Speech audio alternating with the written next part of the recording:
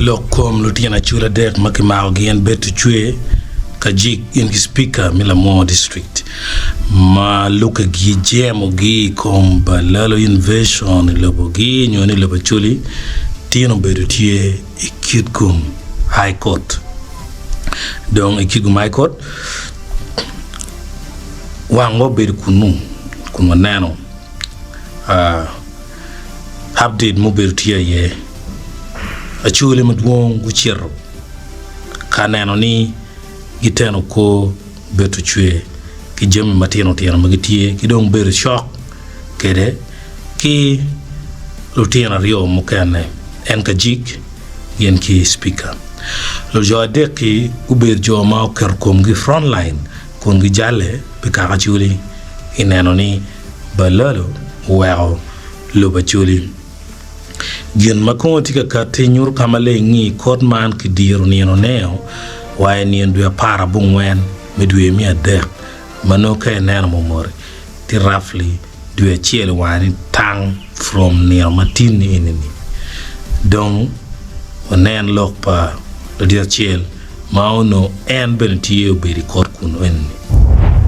ma foyo la ko duju la ma Acholi kabiru duju ma bunu tie ye ni tin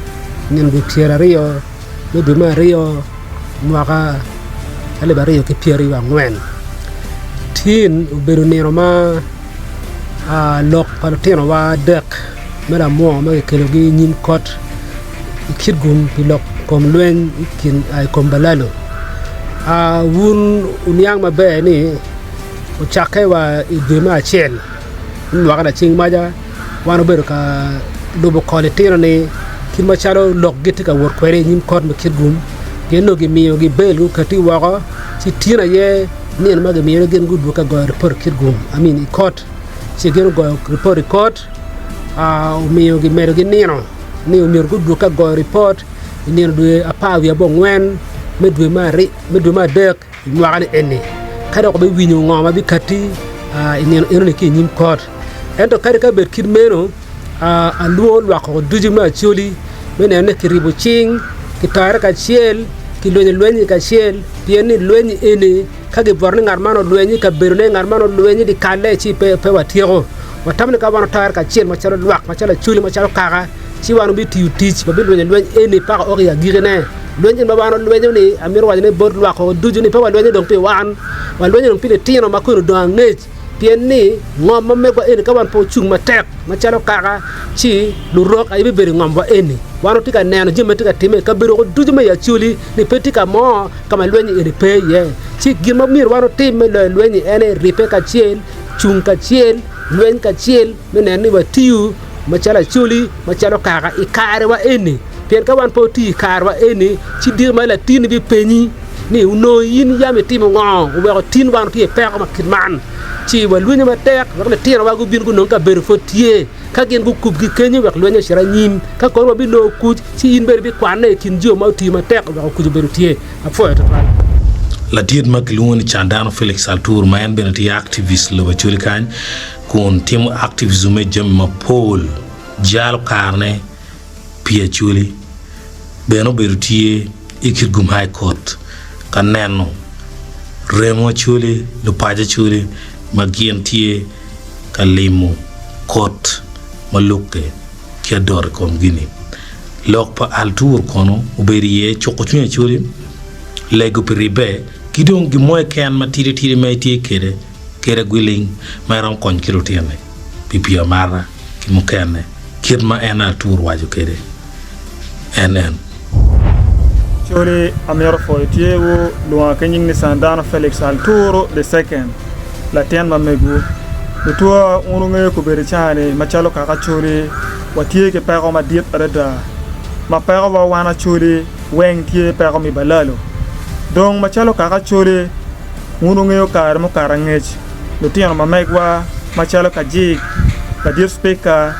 ko yela ma entie kansila mi pala ber gen ki ma oge lokum Balaalo ikar ma ke ma lo tiano ma megwa ku bero maromo chabera chiel machera yario ma pete ngar mo ma tika loko lokom gi ikar ma wan no yabo yin lok ya yom ni kupe mo kupe warwata ki dana pol adada Kitgum ma warwata ki dana chel ma ke luone la dia tonyo mal ki jomo kene wa chwa ripe ma chalo ka chuli minna ni wa kondo tinyo wa financially ingeyo ku berchane kama wa oye ma chalo ka chuli tu wa romo konye ki dok ken umiro uluto ke mo be tie ke cha we kere ka ke ne be logo we dana nyang nei mar pi u be dwane we ko be ne ke logo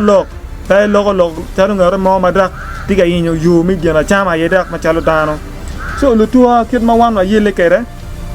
yele wa don uluto tie ka biono kama be eto kere ne tika ma be nyer be ne te kin ma chalo ka chole piana yada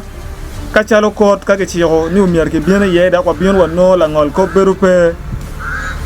la ngol ko ma mai kwa berupe eto pa ngeyo pe ngo berupe ma wa be kupe kere wa kwa nen ka ke mo tie maraj ma chalo dana bene balo dano ka balo itimu ni ning ingolo ko pe wiye ni ro funyu ne metimo kiso ma chalo ka choli pero ene pete pero pa la mo ke kan ene te pero pa chuli ro weng ma don duro bora chuli weng wa beru ma yet wa tuolo wa yobu yet wa wego lok me lok kom lu weri wa maraj tu wa lok tun kan da dok kamon da lok ki mon da chet kamon da lok ki mon pe konyo wa ma chalo ka chuli kay mer chunga chuli chung ki lok ada dak pe chung ko pilario ko ber chani wa be tiyo lok balalo tap wa mera chuli wa yab lok chiel am bena yele wani wa lego dana moke ken kono ina nga ya yum no kubera chuli wa lok me patio tiene kar mo kar nga chuli ma lok me patio ma tek er kubera chuli wa lok me patio ma nyurel wani ni wa be tiyo kono ruiri kono nga ma pe mero no ti gwak ti kedwa wa timu gi kisa tu wa chimu wangi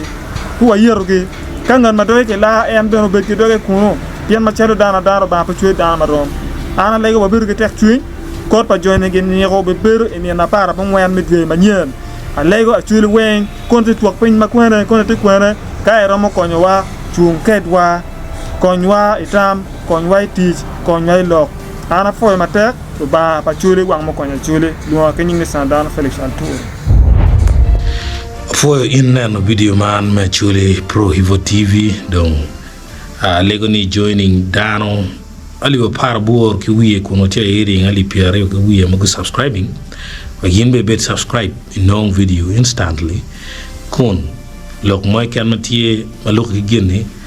dropping a comment wek dan mo ken ko bet ki ker mi neno tammi i comment section